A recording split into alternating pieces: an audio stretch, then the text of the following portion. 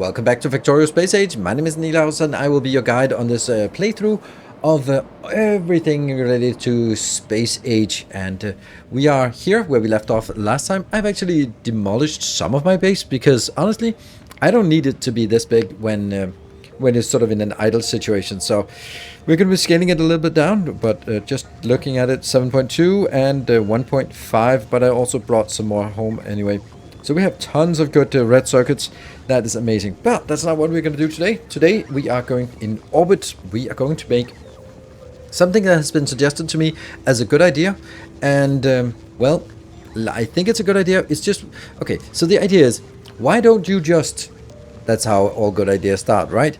Make a platform to make all the stuff that's free in orbit and then just drop it onto a planet. And every time I get this question, I always sort of go, well, you know, yeah, we could do that, but if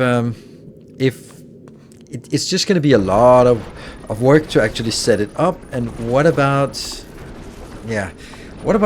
all sorts of weird things, right?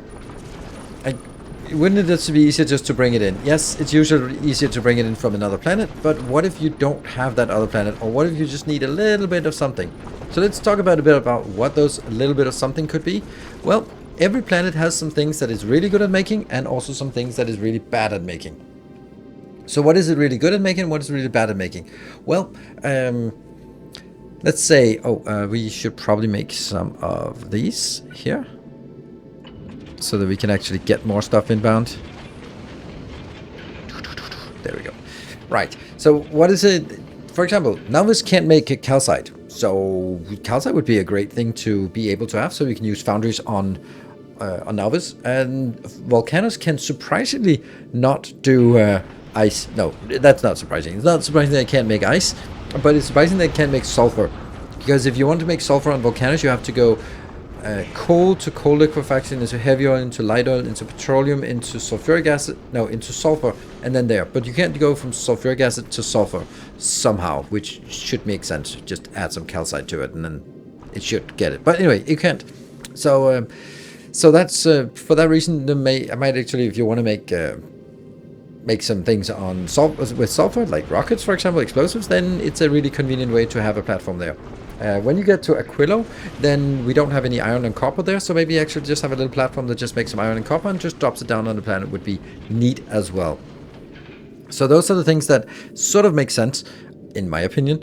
Let's make this platform bigger. I think it needs to be a little bit bigger than this. Doesn't matter. We can always just ditch it if we have too much. But I need it to be a big platform. Cool. So that's, let's see, what else? Fulgora cannot make coal, so if you drop out carbon and sulfur, you can actually make coal synthesis. And Gleba cannot really make iron and copper in the beginning, but then you could just drop it down there. Carbon you could also drop down there. Sulfur is not really needed. But you know, there's definitely options for dropping things down. So what are the things that we can make? Well, we can use these recipes here. And, oh, we don't see recipes actually. Let's see if we do it like this. Yeah, this advanced... This one. The advanced one, so that means iron and copper, carbon and sulfur, ice and calcite.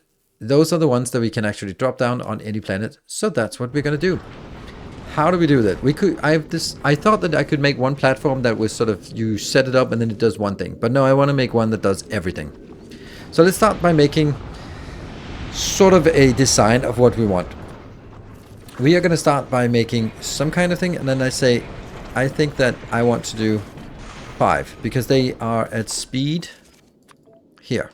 They're at speed 0.2, so if you make 5, then I sort of have a processing speed of 1 per second. I think that's good. Then we're going to be bringing things in and out. So we're going to be bringing things in. And we're going to be bringing things out. And I need to filter this. I'll just filter it so it works for all of them. There. And then I'm going to get the good stuff in. And I'm going to get it back again. There. And we are going to get sort of our usual, dare I say, usual method of sort of having a perimeter around here, which will carry two things. Usually I would sort of hover it here, but now I'm actually going to make it out here by the perimeter, and that will carry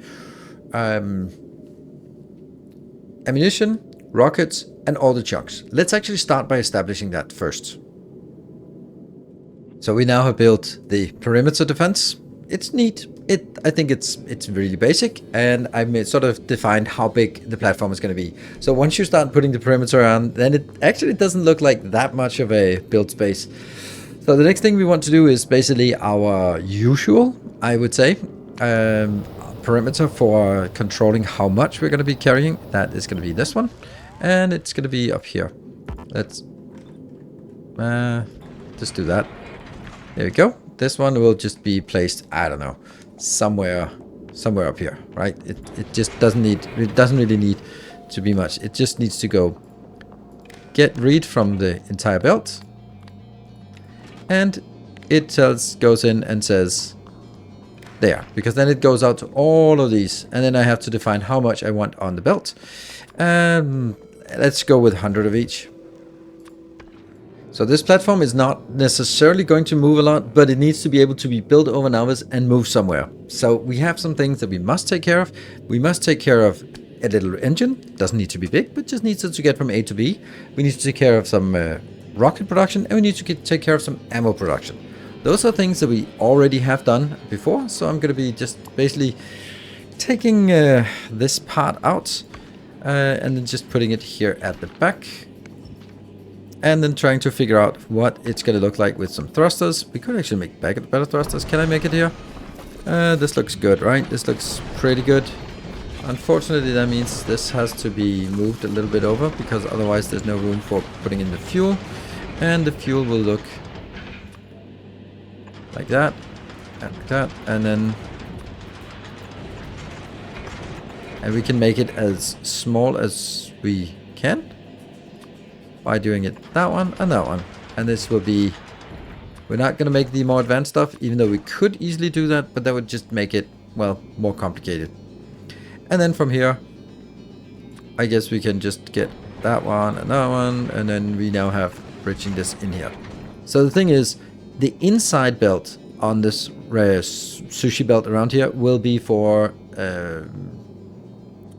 chunks, and the outside belt will be for ammo. So this is going to be the iron, and this is going to be the carbon. And then I'm going to need to get stuff inbound, and here, and then we also need to be able to return on the belt if there are any recycled chunks. All right, so that's that part. Then we just need some water in as well. Should be easy to get in. That one. And then I want to have a box of water, because we really don't want to run out of this. And that goes in here. Actually, I think that in terms of productivity, then I do think we want like some speed modules here.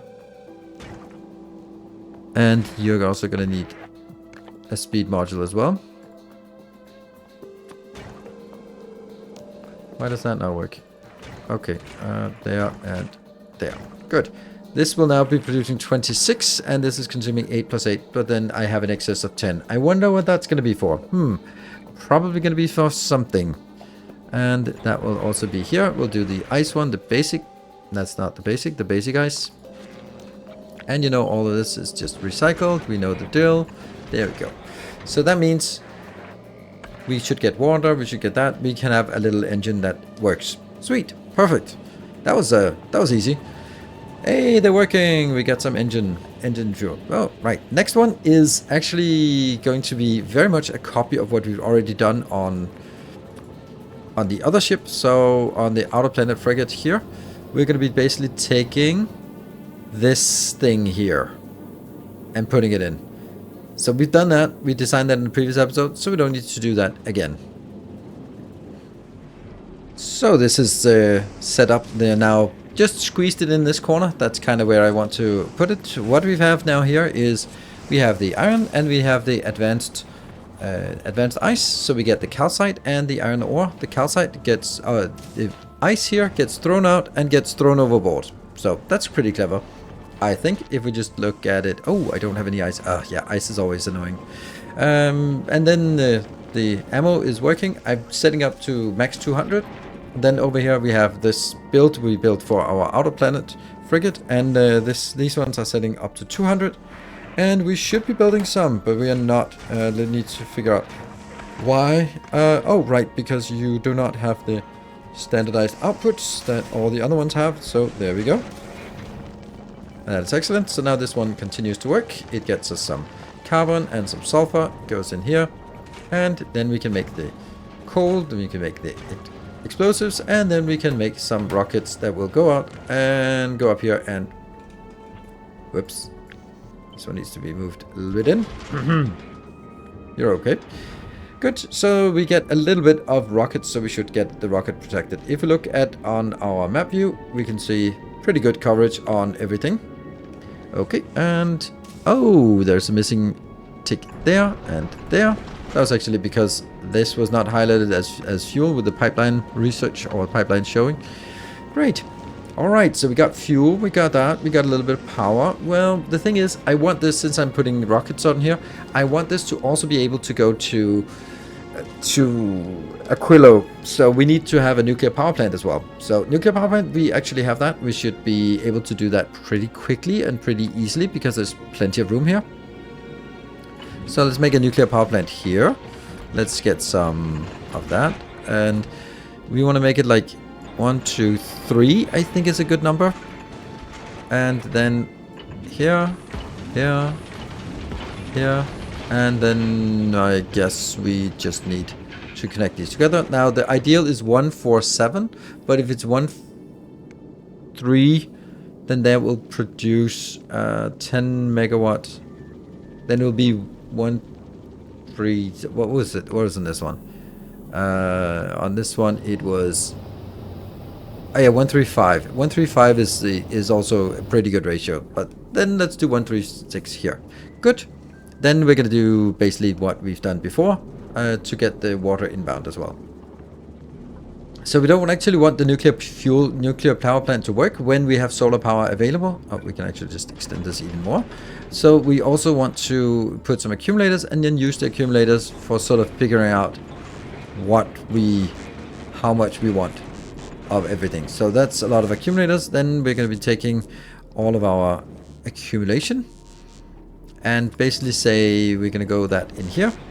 Then I'll take the accumulator charge and I'll get the temperature from this. This will read the temperature. So we'll now have two conditions that says the first condition will be when the temperature of the nuclear power plant is less than 550, then we'll insert another rocket, another fuel. And but it also has to be the accumulator charge has to be less than, I don't know, 50, because that means it's actually discharging, and then we need to fire up our nuclear power plant. That's good. And when that is the case, we send a green, and then that is going to be the signal for us to input here, and that should be fired up as only uranium fuel, and it should be hooked up to that one. No? Well, let's make sure that we also request some uranium fuel in here, and that will go, everything will just go back. That should be up here, and then let's get a little light to say that when it's actually going to be eating, and this will be enabled when the green light is on. There. Green light is on. It's not a great icon. It probably should be yellow, because that means it has to do something. So then doing yellow is fine. There we go. And we're going to be requesting some things in here. Some uranium fuel. There we go. And this one should always be set to stack size 1. Otherwise it puts in a full stack. So just, there we go. There we got nuclear power. We used half the ship space already, and we haven't even started doing what we needed to do. This is what we need to do. And we kind of got sidetracked from this. But why I want to put this out on one belt. Because otherwise it's going to be too many belts. So what can I do here? I can do... Yeah, okay. This should be then actually the iron, because that's the highest quantity. There. And this one will then be copper. No copper? Okay, never mind. This Okay, so that's kind of one thing. When we get this, we kind of want to just drag it in here. But what if it has enough iron but not enough copper? Then I don't want to fill up this with iron just to get enough copper. So I need to be able to throw everything overboard independently of each other. And for that reason, I want to sort of do a priority splitter here. That's not the right place. Ooh, that's not good. Yeah. There we go. And the priority splitter will then go in here. That. And then I'll have boxes here. But how do I control this? I think I need a parameter that says how much do you want of each. That depends on how big storage you want, how much buffer you want, how much space you have in there. So let's start by defining a variable. Let's define that up here. And that should be M for max. So maximum we want is 2000. That feels good to me. 2000. 2000 of each. Once you have 2000, don't worry about it. Don't get any more. So that means this one is going to be the copper, and you're going to be the iron part. Here. And then that will be linked like so. And then it'll be like, okay, only when... Oh, it should also be getting here. So now it should say the part that is inside the storage, which is in this case going to be copper, should be less than the maximum we have defined. And then it's online. And the same with the other one. That is enabled when the iron is less than the maximum defined. Then they're active. Now we're not getting anything in here. Now we also want to make sure that we don't sort of keep consuming from the belt. So we also need to have some kind of control up here that sort of dictates if we are going to eat more from the belt, and also what we're going to get. Actually, I can do that now because now it's... So we need to set up those conditions. I will set that use max as well, because I'm basically going to be seeing if the value... I guess we need both of those inbound. I think we both need to know how much is in the box here, and we need to know that because we need the same condition as this to go up here to say that they are active or not. Yeah, so basically we're going to be saying if the copper, was copper there? Yes, copper is less than max, then, or it's actually greater than or equal to max, then you send a 1. No, if it's less, then you send a green signal, because that means... No, actually I want it to be highlighted the other way around. There. Now it says if you have enough, make a green signal. That's kind of good. And then we'll have 2 of these. And we'll have some lights to indicate. Here. And copy paste. Does that work? No. Sometimes it works. That will be green is greater than 0. There. And also use color. Great. And then we are going to take this into here. And then this will activate only when green is less than 2. So when 2 greens, that means we got everything. Don't put in more. But if it's less than... If either of them are missing, then keep getting in chunks. Cool. Right, so this is actually, and then this part somehow has to be brought over to somewhere where we can do it. Let's build 3 of these, 1 for each of the processes. There should be room up here. And then hook up the wire. All right, here we are. I think this is how I want it. I don't know. I guess we'll try to see and hook it up. So all I need to do now is set this one up to take the chunks, the correct chunks. This is going to take the next chunks here, the carbonic chunks, and finally we're going to go here with the icy chunks or the oxide chunks.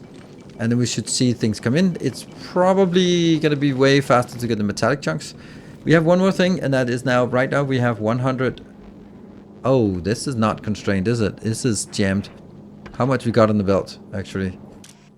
You are not reading the belt. That is why. Okay, so we have now way too much. Okay, so that's easily fixed by doing that. There we go. Now it should flow better, and we have this constraint. I've also set these two to constrained by 200, but I'm not sure it actually is detecting that. It is not. There we go. That's 256 and 252. Right, but there's one more thing we really want to do, and that is actually to sort of have an overflow here. And basically just have a little bit of storage in here. I don't feel I can do that in less, and I also have the space, so yeah.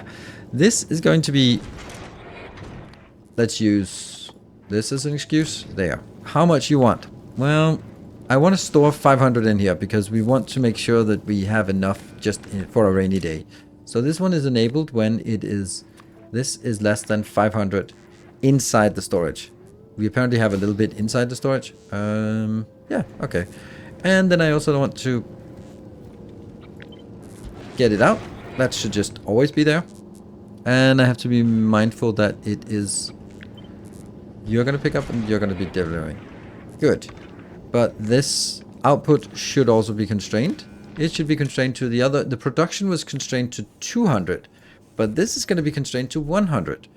So what does that mean? That means that I'd rather be keeping my storage in here than using that. So I'd rather sort of supplement... If there's 200 floating on this belt, and one is picked up by a rocket turret, then I'd rather have produced a new one instead of drawing down my supply and then building up my supply afterwards. That is the intention. Okay, so this one will continue for a while, but this one will get stuck if I just remember to do this. Damn. And then we do the same thing for ammo. Look at this happy platform. It's actually working, I think. Let's have a look at it. We can see that... Oh, not working, not working. Why are you active? 800 is not greater than M. Ah, there you go. I had done some testing on this, and let's see if they are... Yes. Okay, so this one was just not reading the green wire, but now it's reading the green wire. So now it activates. So this is one of the cases that we need to be able to catch. We are getting something in. They are being picked up, and they produce both some iron and some copper. The copper is yes, but the iron is no. So the iron just flows out and gets thrown overboard. It's a little bit wasteful, but you know, free resources, infinite resource, all that good stuff. That's good. Now, there are two things we haven't tested here. We haven't tested whether the nuclear power plant will actually activate by itself. So we can do that by just simply taking this one out. And we see that this activates. Good. Ooh, that is... Yeah, okay. Then it goes up and heats up. Alright, it will just swing multiple times when it's not there. This is going to be up here, so now it's turned off. That was one thing. The other thing is, can it even move? And when it moves, it's probably also going to be much better at producing. Also, I think I want like a little storage here, so I can look up here, but wouldn't it be nice to have down here just illustrating what is actually online? So here we are. I think this is actually the final form, and look at this dashboard. It comes from different sources. These three indicate, do we have enough chunks on the board on here? Is it fully saturated with chunks? No, it is not. These are not green. Then the next 5 are the launch conditions. Those are the things that need to be in true before we are allowed to launch the rocket. Is, do we have enough fuel? Do we have enough oxidizer? Do we have enough stockpile of ammo? Do we have enough stockpile of rockets? And do we have enough stockpile of nuclear fuel? Then the next one is, the next 6 are, do we have a full storage of each of the products that we are collecting and building here on this platform? In the case of this, no. But I think that the last thing we need to test is actually moving it from here. Now that we have a launch condition that is true, then we can actually launch it, and I want to move it to Volcanus, where we'll also have launch conditions, and also we will allow it to unload here in case there's something that we unload. Oops. And we allow unload, and we can also do all requests satisfied should there be anything here. And that's again, green is equal to 5. That is our launch condition. Let's remove that and get over there, and then actually we'll have another condition here that just makes sure that it doesn't go anywhere. Okay, so this ship is not fast. It's actually this is quite fast. Wow, I thought this is way faster. That's because we're just burning through our stockpile like really quick. But still, it doesn't have to be fast. It just needs to get there, and we are not really testing it here. Look at that, just throwing things off.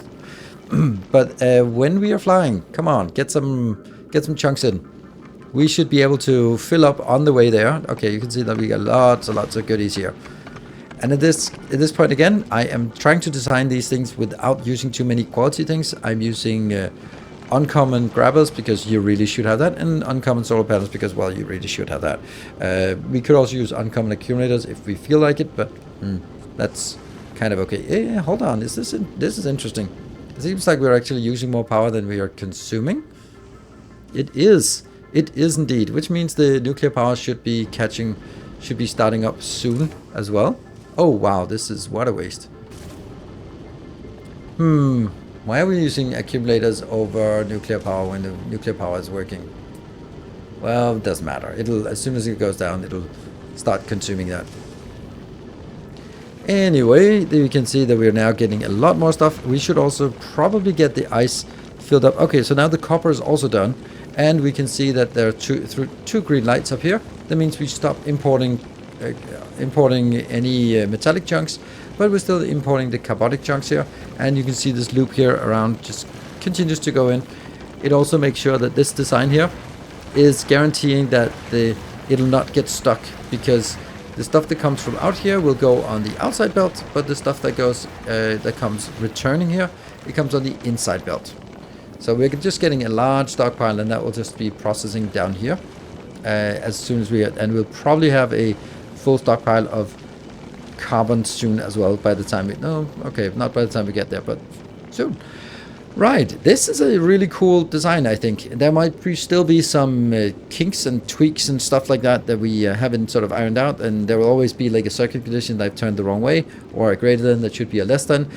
I will be continue to find this, so if you find something, you download it from the blueprint, then and you find some mistakes, let me know in Discord during my Twitch streams or in the YouTube comments, then I appreciate it, and I'll be updating it within a new version. So, of course, as usual, the save games and blueprints are available to Patreon supporters. So if you are a Patreon supporter, thank you very much for supporting the channel, and you will then, as a present for me, get this beautiful blueprint, this square box.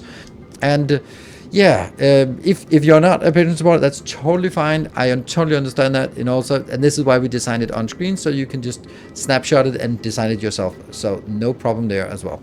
Thank you very much for watching. I hope you enjoyed this little intermezzo. Now we have this platform that is ready to make stuff that we want in any planet. We can build this easily on any planet and just move it there. And then we have like a little bit of a buffer build for various things on either planet. Thank you for watching. Until next time. Take care and stay effective.